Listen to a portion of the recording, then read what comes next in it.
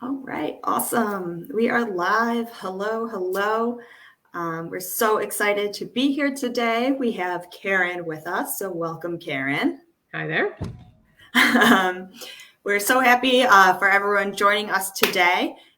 This whole month, we're kind of talking about new year, new you, getting back on track. So today we'll be talking about funding your retirement. Maybe you took a break and you're refunding your retirement or kind of looking at those different items. So we're going to jump into all that fun stuff today. Just so everyone knows, again, we are Purse Strings. We're here every Thursday at noon Central with Purse Strings Approved Professional. We're all about providing financial education for women, straightforward advice, straight from the professionals, reliable source. But then whenever you need a professional to help you put some things in transaction or transition, we have a whole community of Purse Strings Approved Professionals willing and ready to work with you. And those professionals are, FAs, financial advisors, coaches, people who can help you with your taxes, attorneys, lawyers, mortgage brokers. So whatever transition or transaction you're going through, we can make a team for you, which is awesome. But today we're talking all about retirement. And like I said, we have Karen here, who's the founder of KK Financial Solutions. So just to get started, Karen, I'd love a quick introduction, if you would, about you and who you are. Well, a little quick background. I spent 26 years in the military. I spent 6 years in the aerospace industry, and then in 2015, hopped into the financial services industry, and I absolutely love it because I figured out I like working with people. So Awesome. That sounds great. Thank you for your service. Really appreciate that. And so, I'm excited to kind of jump in. And so when we're talking about retirement, the magic question is, how much do I need? I'm sure, as most things are, it's the fun, it depends answer. yeah. But how can we kind of work with that and make an answer for ourselves, have some kind of number in our head, or make some concept of this? Well, I think people probably know the old adage that you're supposed to save 10%. So that could be 10% into your savings, 10% into your retirement accounts, 10% into another account that you're maybe getting ready to buy a car or something like that. So I tell people that you probably don't realize how much you can set away for retirement when you're young. 10% is that number you should go to, because normally as your income grows, the 10% is going to hit that 19,500 that you can put into a 401k every year. And then people forget, once you hit 50, you can put an extra 6,000 in your 401k. So if you get used to doing the 10% early when you start work, and you already have it coming out of your paycheck and you don't see it coming out of your paycheck, that's the best time to get started with it. Definitely. Yep. Take it out of that paycheck as soon as you can, especially if they're going to match it for you, because that's free money. It's free money. So if you're not at least putting in enough to get the match, you're leaving money on the table. Definitely. And so 10% kind of sounds like it's the magic number. But I think a thing I realized starting in Purse Strings is that there is a max amount you can put in your 401k every year. And that's kind of the goal, is to put that a max amount, which is usually around 19,000. It's 19,500 for a 401k. So you 10%, if you're only making 80,000 a year, 10% is only $8,000 going into your 401k. So you have another 11,500 you could put in. So I don't think people take enough advantage of what the 401k can do to you, and they don't understand the match. And I think part of the reason is because a lot of that goes through the HR department. So when people are signing up to go to work or start a job, the HR department just throws a 401k packet at them and says, here, you need to sign up by this date. And people are like, okay. And they don't know, what funds to put their money in. Should they go in to just a target date fund, or should they diversify it, or what should they do? So, and then the other thing that people don't realize is, in addition to the 401k, you can also contribute to a traditional IRA or a Roth. So there's an extra $6,000 that you can do outside of your work plan. So there's a lot of areas that you can put money away for retirement. Definitely. And that's great to know, all the different opportunities that you do have. So yeah, I've heard a lot of tips about just start. Yeah, just start and get that match going. And so, my next question was going to be how to get started with saving for retirement, but it just sounds like those actions of, signing up for that match and signing up, to put in 10%. Yeah, and one good thing, I think a lot of people don't know this, but there's a law that was enacted, I think it was 2 years ago, that people are going to automatically be enrolled in their 401ks at work, because people forget, and then they get the packet, their enrollment dates by the end of January, and then they forget to do it. Well, by law, they're supposed to now start to put people in at a 3% out of their paycheck automatically as soon as they're eligible to be in the plan. So that helps because the IRS, the government has figured out that people aren't saving enough for retirement. So this is one way to kind of help. And because young kids don't think about it when they start their new careers. And the other part about, how to get started is I always tell people, if you're saving for something specific, do it in different accounts. It doesn't cost, like me, where I bank at USAA, it doesn't cost me. I have like 4 different bank accounts, and one account's for the house account that we own. We Airbnb out in Arizona. We've got a house account for this house to pay our payments out of. I've got a savings account. I've got a checking account. I've got a business account. So if you're I tell people, put a savings account if you're saving for retirement, or just your emergency fund, for an emergency fund. And then if you're saving for a car or for a house, do that in a different savings account, because what ends up happening is people will start taking money out of that other savings account and use it for other things. And then they go, oh my gosh, at the end of the year, and they haven't made any progress towards saving for that down payment on that house. Right. And those different accounts, it's fun when you can, my bank, you can label them. And so I can see it's like straight into the travel fund, straight into the car. So I can see how it kind of divides and where I'm at with each of those goals, which is easy, just to keep it separated, which is great. Well, and I think when you label them and you're looking at it and you have this urge to take money out of your saving for a house account, you think twice about it. Because you're like, that's the travel. That's with my travel account. No, it's like, so I think it makes people pause a little bit. Definitely. I agree there. And so what besides, getting things ready with work are some great things now to reach a retirement goal? So like I said, you can invest outside of a work retirement investment account. So you always want to take a look at that. And for younger people, I always, and even for people that are in their 50s, I say, open up a Roth, because a Roth becomes tax-free money for you. So when you go to take it out later in life to use for retirement, you're not paying any taxes on it now.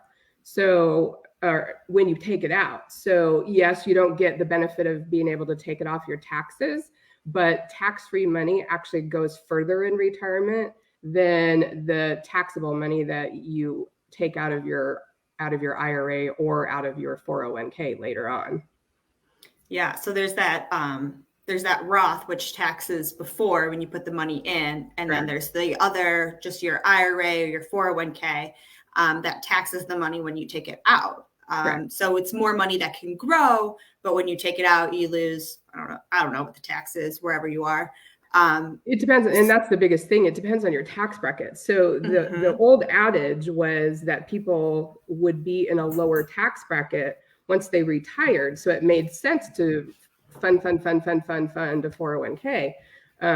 But lots of times what we're finding is people are not in a lower tax bracket once they retire, because they do have real estate properties and they have other income that's coming in. So it puts them over the threshold, and they're still in a 24% tax bracket or a 32% tax bracket at retirement.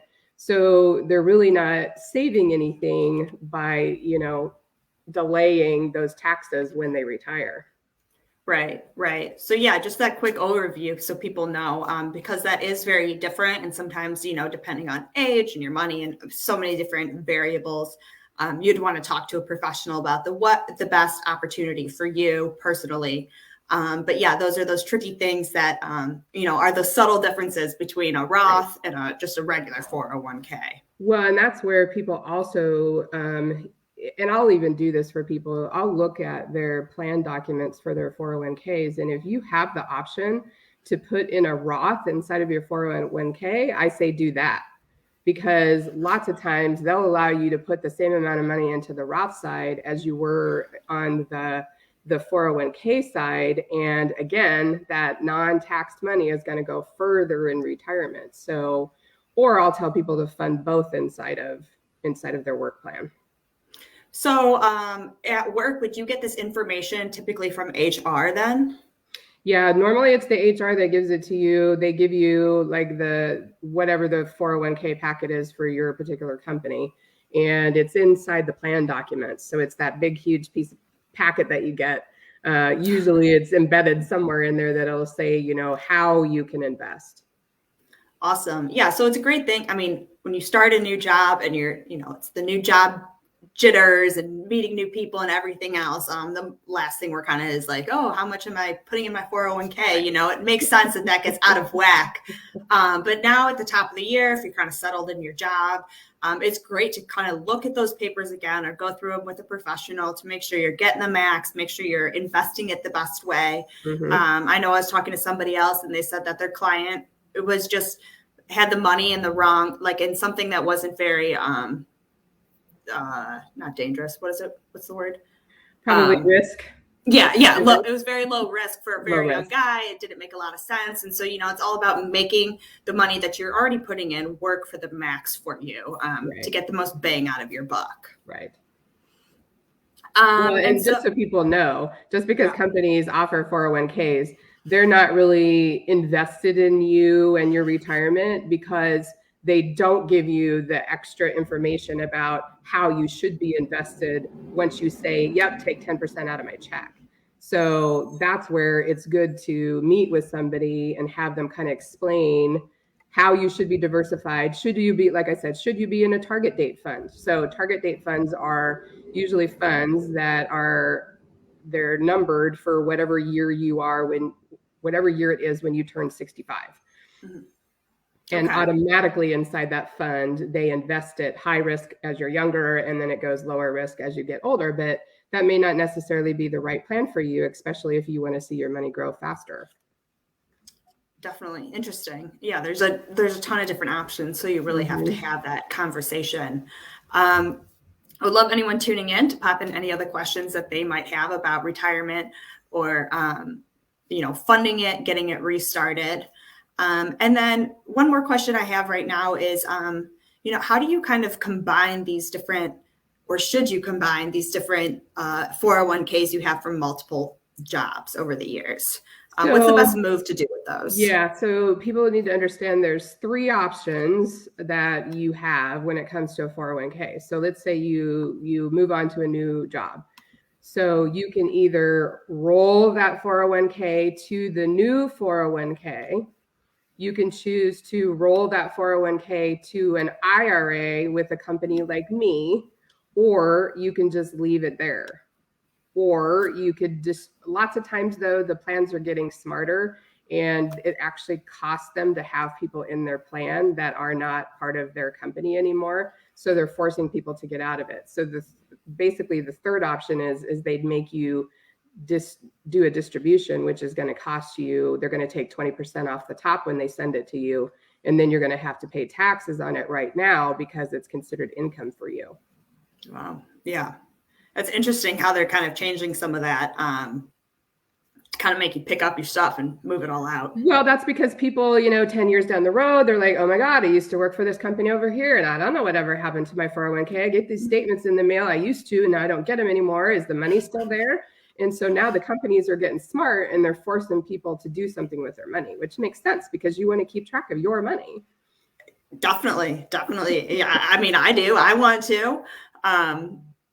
And so there was one more question that just came to the top of my head, and now I'm blanking. Well, I'll kind of talk a little bit more about that. So also what will happen sometimes is, let's say you have an account, it could be a 401k or it could just be an account that you have at some company. This happened to me. I had just a regular individual account that I was contributing money to, and I had it in, some money, an aggressive fund. And I used to live in Arizona, and I moved out of the state of Arizona, and they kept trying to get a hold of me to tell me that, hey, you need to do something with these funds. We can't get a hold of you. And what happens is, after 3 years of a company not being able to get a hold of you, whether it's a 401k or a Roth or an IRA or an individual account, they escheat it to the state that you lived in at that time. So I had just started working for the large firm that I used to work for, and I was rolling all my money into that firm. And I knew that this money was sitting out there, and I called up and they go, oh, thank gosh that you called, because we were getting ready to escheat your account to the state of Arizona. And it was like $13,000. And I'm like, oh my God. So, but there is something you can do. Every state has a website that you can go to for money that is owed to you or your estate. Oh, wow. Yeah, I think sometimes I see those go around on Facebook where it's like, you can put it in and see if there's free money out there for you, Yes. but it's not free money. It's just kind of what's been waiting for you. Yeah, it's your money. So so it's called it's called the escheatment, ESCHEATMENT, escheatment, or escheatment process. So like in the state of Washington, you would go to the Washington Department of Revenue. So there's a website you can go to for Washington. Awesome. And then, so, if anyone calling today has more questions or wants to roll over 401ks, how do you help in this process, or what's kind of your job? So my job is, I'm a financial advisor. So I work with a company called RBC, which is the Royal Bank of Canada. That's where my clients' accounts are. So what I do is I help fill out all the paperwork for you to open an account at RBC. And then part of that paperwork is then to roll or transfer that money into the accounts from your old, wherever they were housed, let's say over at John Hancock, to roll them over to RBC. So in this day and age, it's super easy. I do all the work. I fill out all the paperwork for my clients. I send it to them DocuSign. They literally sign online, and then we open the accounts. And then it takes 7 to 10 business days to send the money over. And then the rest of my job is just to make sure, working with the client to make sure that they are invested correctly according to their risk tolerance. Awesome. So yeah, it's kind of taking that away from the companies and giving it to you, who has more of a, definitely has more of a education around it, and it has more of a eye on it, rather than your HR department or somebody along those lines making the decisions. Yeah. So that's the biggest difference. Working with a financial advisor, I'm always looking at my clients' accounts, making sure that, okay, so if the market's doing something weird for this quarter, I make sure that people are invested correctly to take advantage of whatever the market is doing. And then if the market corrects again, then I go back in and adjust their account to make sure they're taking advantage of that next market cycle. Awesome. Yeah. And so how do people pay you for your services? So there's a couple of ways. So I'm also a financial planner. So I do charge for financial planning. So I have several levels that I charge at, or a basic rate of $250 for a basic plan. And then I have yearly plans that people can do, and they can pick and choose things that they want to work on with me. Or if they invest their money with me, the only way that I get paid is if it's brand new money coming in. If they just roll money in, that goes towards my assets under management, which, inside my company pays me according to how much assets are under management. But I only get paid if you make new trades. So, and there's 2 routes. You can either pay commission or you can pay fees. So the commission based, you pay according to how many dollars are going in. It's a commission up front one time, and then you just have the internal fees to the funds themselves that you pay every year. And that's how those companies get paid. And then the fee based is you're paying me an annual fee to watch your accounts and make sure that I do those adjustments. So I call commissions set it and forget it. And I call the fee-based being actively involved in your financial planning. Awesome. Thank you for that explanation. I know sometimes when we're calling up these professionals, it's like, what am I getting into though? Like, what do they actually do? Right. So this is an awesome explanation about, what you do, how you can help with this 401k process, and how you get paid, which sounds like you get paid when you're doing the best work for your clients, which is always what we're looking for here at Purse Strings. So before we close off today, is there any other information or any parting words that you'd like to share with our audience?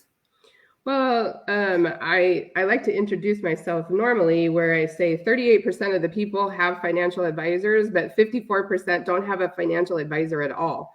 So the fact that you only pay a financial advisor when you invest your money is a small fee to pay to have the expertise. And I tell people, do you cut your own hair? Well, they'll say no. And I say, you go to a hairdresser, right? So you go to a professional to get your hair done. You go to a professional to get your nails done. You go to a professional to get your taxes done. So financial advisors are the same thing. And a lot of people think that they can't afford a financial advisor, but everybody basically pays the same, depending on which route they go, commission or fee-based. And you get the brain power or the brainchild of your financial advisor to help you over the course of your life, because maybe you're going to purchase a house, you're going to purchase a car, you have a brand new baby. Now you're doing, you want to start saving for college. And then later on you're, marrying off a child, and then you want to start traveling, and then you want to retire. So, I used to be a project manager when I worked for the aerospace company. So I kind of equate it to being a project manager, because it's cradle to grave. I want to take somebody from young to old, and then I want their kids and their grandkids and their parents to be my clients too. Awesome. That's wonderful. Yeah. And, so many people don't think they can afford a financial plan. And that's really, we're breaking that taboo. You can, there's no guilt in it. A ton of people, if anything, there should be guilt in like getting my nails done. Like I can't do my own nails. Like, come on now. But it's silly, but there's no guilt behind it. There's nothing hurts about a conversation. Just get to know your professional and really help you hit those goals. And that small investment up front, when you put the money in, your whole job is to make that money exponential. So that's just pennies. Their whole job is going to make you more money. So it's awesome. Well, and then it's also like a second eyes on what you're doing. Second set of eyes, because I worked with a client here recently. She's in her 30s, and she showed me her budget, and she had this category that said she puts $800 for it every month. And I go, well, what's inside that $800? She goes, oh, well, that's my catch-all. Everything else that I pay for and that kind of stuff for the month goes into miscellaneous. And I go, well, don't you want to know what is inside that $800? Because maybe you could invest more money instead of having that miscellaneous category. And she says, oh, you're right. I need to be more accurate on my budget. And I said, I know people just want to pull their hair out or roll their eyes when it comes to a budget, but there's so many sets of software out there now that you can do to help you with the budget. And so for personal, I use Simplify, and for my business, I use Quicken Online. And it's just, everything gets categorized. If you don't have a category, you make up a category for it, and then you pull these reports and you send them over to your tax guy. I love that. Yeah, I use Copilot for my personal finances, and it's great. I could just categorize everything, and then I can categorize, like Ubers, and then my car payments, but then have it all under transportation, so it's awesome. Right. But that's a whole different route. We could always find new ways to save for our retirement. But I really appreciate having you on, Karen. It's been wonderful. And, I think we've gone through a wonderful amount of information about your retirement and how to kind of get that restarted in the new year. And so what are the best ways for people to reach out to you if they have more questions? So the best way is you can either right there on the little thing that's going through, you can email me at Karen at kkfinancialsolutions.us, or you can simply give me a call, 425-610-7476, or text. I know people love to text. So People love to text. She's also one of our great Purse Strings approved professionals, so you can check her out on our website, pursestrings.co. And we will be here again next week, noon Central, with another great topic to get your new year off right. So thank you again, Karen, for coming on today, and thank you everyone watching. Yeah, you're welcome. Bye.